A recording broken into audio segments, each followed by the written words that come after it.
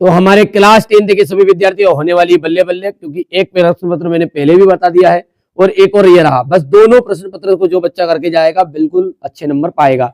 Maths में भी मैंने 2 तरह के प्रश्न पत्र दिए थे और पूरे के पूरा पेपर फंसा है।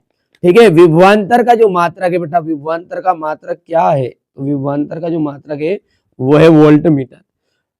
पादप में जाइलम उत्तरदायी है। देखिए पादप में जो जाइलम है ना वो जल के वहन के लिए उत्तरदायी है। क्या है? जल के वहन के लिए उत्तरदायी है। 2 तंत्रिका कोशिकाओं के मध्य खाली स्थान को क्या कहते हैं? 2 तंत्रिका कोशिका के मध्य खाली स्थान को कहा जाता है सिनेप्स। याद रहेगा। नर युग्मक और मादा युग्मक के संलयन की क्रिया, नर युग्मक और मादा युग्मक दोनों के संलयन की क्रिया को अपन मैथुन कहते हैं। क्या कहते हैं? मैथुन। सॉरी गलत बोल दिया, निषेचन कहलाती है। नर युग्मक और मादा युग्मक मिलते हैं ना तो क्या कहलाता है? वो निषेचन कहलाता है ना। एकदम से राइट, गलत हो गया। विद्युत धारा का एसआई मात्रक, विद्युत धारा जो है उसका एसआई मात्रक क्या है? एम्पियर रहेगा, है ना। क्या है विद्युत धारा का एसआई मात्रक? एम्पियर। ठीक है। अच्छा, ये जो है कार्य का मात्रक है। ठीक है, विद्युत शक्ति का मात्रक जो है, शक्ति का मात्रक है वाट, और वोल्ट है विभव और विभवांतर। इनमें से आपका एक तो एग्जाम एनुअल एग्जाम में आएगा और विद्युत धारा का तो यही सही एम्पियर। ठीक है, ध्यान रहेगा। तो कोई पूछले कार्य का मात्रक बताओ तो जूल, विद्युत शक्ति का हो गया वाट, और विभव का मात्रक है तो वोल्ट है, और विभवांतर का भी मात्रक क्या है? वोल्ट है। पारितंत्र में ऊर्जा का प्रवाह सदैव कैसा होता है? एकदेशिक होता है। ठीक है, यहाँ से हमारे इंग्लिश मीडियम वाले बच्चे लेंगे बढ़िया से स्क्रीनशॉट। वोल्ट मीटर यहाँ से तीसरा जो रहेगा वो आपका हो जाएगा यहाँ पर। ठीक है,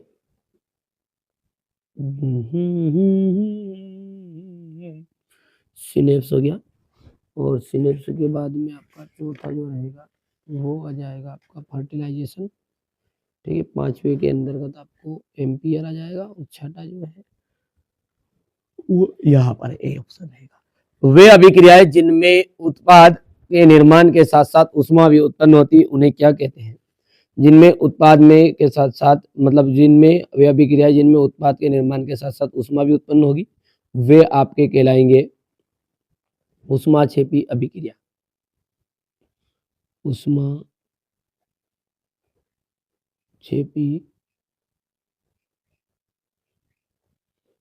अभिक्रिया। जल एक ऑक्साइड है। जल जो है एक उदासीन ऑक्साइड है। कैसा है? उदासीन ऑक्साइड। ठीक है, बाकी सॉल्यूशन भी दूंगा पूरा, है ना। धातुएं प्रायः विद्युत और उष्मा की कैसी होती है? सुचालक होती है।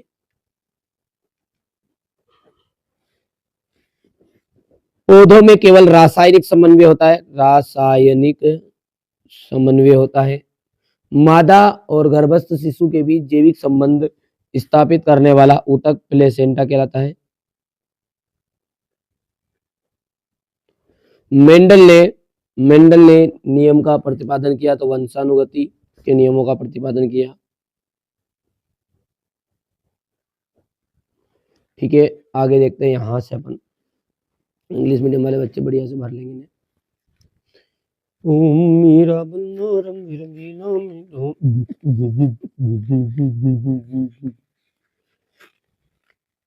मेरे ढोलना। देखो विद्युत की सुचालक आधातु। देखिए विद्युत की जो सुचालक धातु है, तो धातु तो विद्युत की सुचालक होगी, लेकिन एक ऐसी आधातु है जो भी विद्युत की सुचालक है, तो वो है आपकी ग्रेफाइट। सॉरी, यहां पर है ग्रेफाइट। रक्त का थक्का बनना, रक्त का थक्का बनने के लिए उत्तरदायी प्लेटलेट्स। स्वपरागन होता है द्विलिंगी पुष्पों में। लिंग गुणसूत्र लिंग निर्धारण के लिए उत्तरदायी होंगे। उत्तल दर्पण आपका द्विपक्षी, उत्तल दर्पण जो है पश्चिदृश्य दर्पण के रूप में इसको विदिता देते अपन। और जरा दूरदर्शिता का आ जाएगा आपका द्विपक्षी लेंस। ये हो गया अपन छठा, याद रहेगा। यहां से हमारे इंग्लिश मीडियम, देखिए अभी तक ग्रुप में नहीं जुड़े, जुड़ जाइएगा, बहुत ही कम मौका बचा है बस मात्र आपके पास में। ठीक है, पहली बार आप चैनल पर सब्सक्राइब कर लीजिएगा और ग्रुप में जुड़ जाइए। एनुअल एग्जाम की तैयारी करनी है तो ठीक है, क्योंकि भाई साहब एनुअल एग्जाम में कोई लीक पेपर नहीं होता है, ये बात भी विशेष ध्यान रख लीजिएगा। भले आप आज मानो काल मानो, ठीक है, पेपर दे के आ जाओगे, जब पछताओगे। तो मैं जो 6 मॉडल पेपर दूंगा ना, उनको सॉल्यूशन के साथ कंप्लीट कर लेना, बस उसमें 85% तो बन जाएगी, बस उनको कर लो, फिर उसके बाद में अलग से पढ़ लो। कोई ऐसा थोड़ी कह रहे हैं कि नहीं पढ़ना नहीं आपको अलग से। अब चयन, जब किसी यौगिक के साथ ऑक्सीजन संयुक्त होती है ना, तो अभिक्रिया जो होती है वो आपकी कहलाती है अपचयन अभिक्रिया, कहलाती है अपचयन अभिक्रिया। पारे की मिश्र धातु क्या कहलाएगी? तो अमलगम कहलाएगी, अमलगम कहलाएगी। मनुष्य में आयोडीन की कमी से होने वाला रोग क्या है? घेंगा। मनुष्य में आयोडीन की कमी से कौन सा रोग होता है? तो घेंगा होता है। पराग कोश से पराग कणों का वर्तिकाग्र तक पहुंचने की घटना क्या कहलाती है? तो ये कहलाती है परागन। क्या कहलाती है? परागन कहलाती है।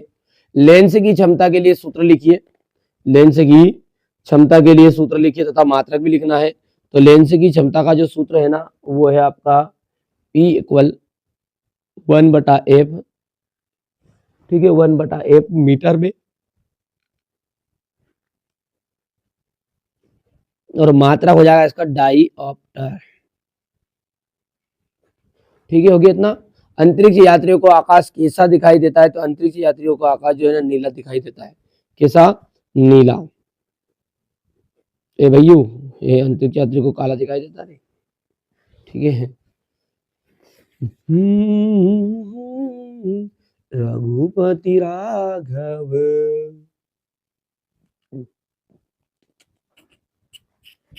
सत्य सत्य, मनुष्य में दोहरा परिसंचरण होता है, तो बिल्कुल सत्य बात है।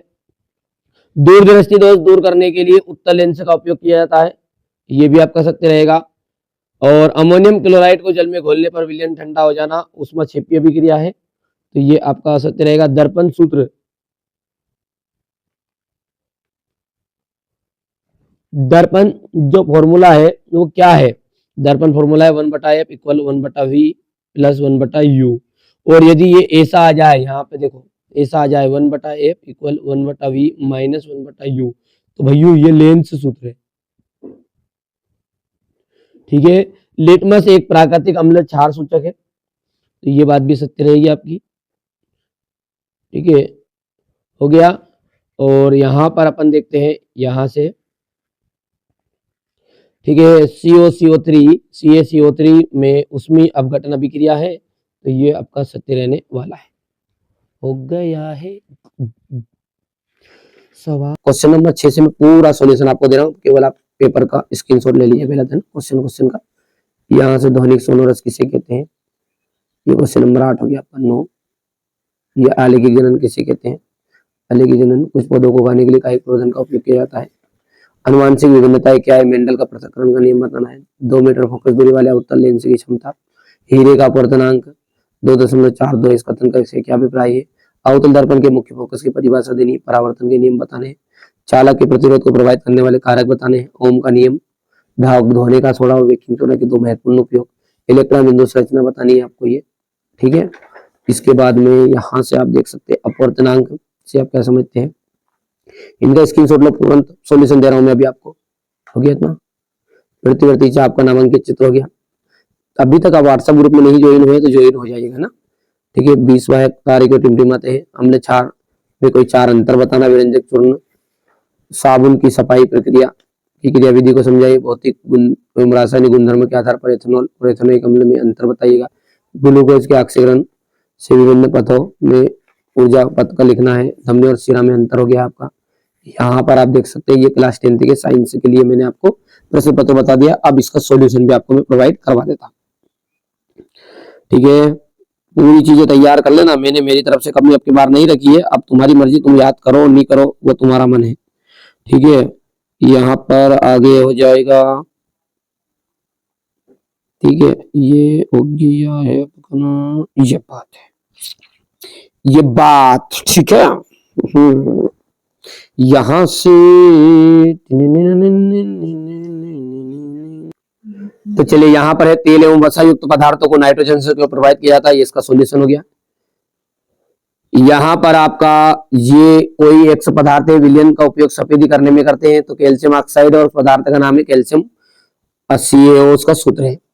पदार्थ की जल के साथ अभिक्रिया पूछी तो ये सवाल क्वेश्चन पूरा ऐसे तरीके से करेंगे आप।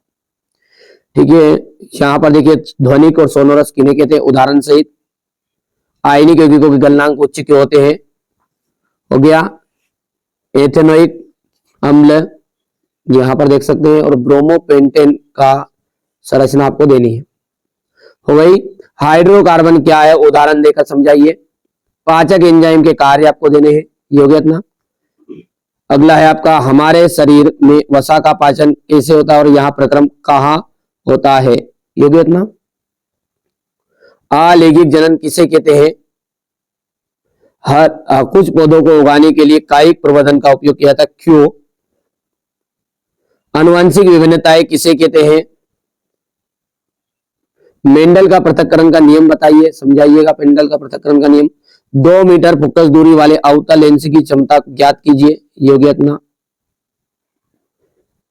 अगला है आपका, हीरे का अपवर्तनांक है 2.42, इस कथन का क्या अभिप्राय है। अवतल दर्पण में मुख्य फोकस की परिभाषा लिखिए। परावर्तन के नियम को समझाना है आपको, ये हो गया इतना। ठीक है भैया, ये हो गया। यदि हम बात करें किसी चालक के प्रतिरोध को प्रभावित करने वाले 2 कारकों के नाम बताने हैं, ये आपका देख सकते हैं यहां पर। ओम का नियम आपको बताना है, फ्लेमिंग के वाम हस्त का नियम। यहां से अपन आगे बात करें तो फ्यूज तार, देख लीजिए फ्यूज तार क्या है, विद्युत उपकरण के लिए सुरक्षा बतानी है। अपवर्तनांक से आप क्या समझते हैं, गोली दर्पण की वक्रता त्रिज्या को परिभाषित कीजिए। पारिस्थितिक क्या है, पारिस्थितिकी क्या है, पारिस्थितिकी तंत्र के प्रमुख घटक कौन कौन से हैं। आहार जाल और आहार श्रृंखला में अंतर बताना है, ये आपका आहार श्रृंखला और खाद्य श्रृंखला। ये यहां से आप देख सकते हैं, रासायनिक समीकरण से आप क्या समझते हैं, हो गया ना। वियोजन अभिक्रिया को संयोजन अभिक्रिया के विपरीत क्यों कहा जाता है, समीकरण दीजिए यहां से। प्रतिवर्ती चाप का नामांकित चित्र है, तो ये आपको प्रतिवर्ती चाप का नामांकित चित्र बनाना है। 3 पादप हार्मोन्स के नाम और उनके कार्य। ठीक है भैया, ये हो गया नाम और कार्य हो गया। दूसरे का ये हो गया, तीसरे का हो गया।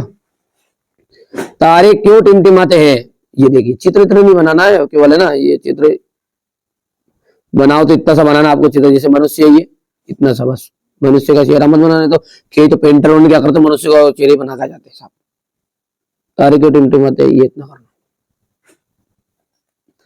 ठीक है, प्रॉपर तरीके से यदि आप ग्रुप में जुड़ते हैं तो आपको 6 set with solution with PDF आपको मैं प्रोवाइड करा दूंगा। ठीक है, अभी तक आपने ज्वाइन नहीं किया है ग्रुप तो ज्वाइन करिए। देर की इस बात की, अंतिम पेपर है दादा, उसके बाद में डायरेक्टली वार्षिक में मिलना है आपका और हमारा। ठीक है, तो उससे पहले बिल्कुल मैं उन्हीं बच्चों को पढ़ाऊंगा जो 1000 सीट बुक है ना, उन्हीं को बस। बाकी तुम तुम्हारे हिसाब से देखते रहना कहाँ पे पढ़ना कहाँ नहीं पढ़ना। ठीक है, चलिए। प्लास्टर ऑफ पेरिस के उपयोग, साबुन की सफाई की क्रियाविधि, हो गया इतना। इसके बाद में यहां पर एथेनॉल और एथेनोइक अम्ल में अंतर, रासायनिक गुणधर्म में एथेनोइक अम्ल, एथेनॉल और एथेनोइक अम्ल में अंतर। ये आपका यहाँ पर ऑक्सीजन का, ग्लूकोज का जो है ना, ग्लूकोज के ऑक्सीकरण के विभिन्न पद, ये इसको आपको बुक में से कर लेना, चित्र है केवल वो। धमनी और शिरा में अंतर, ठीक है।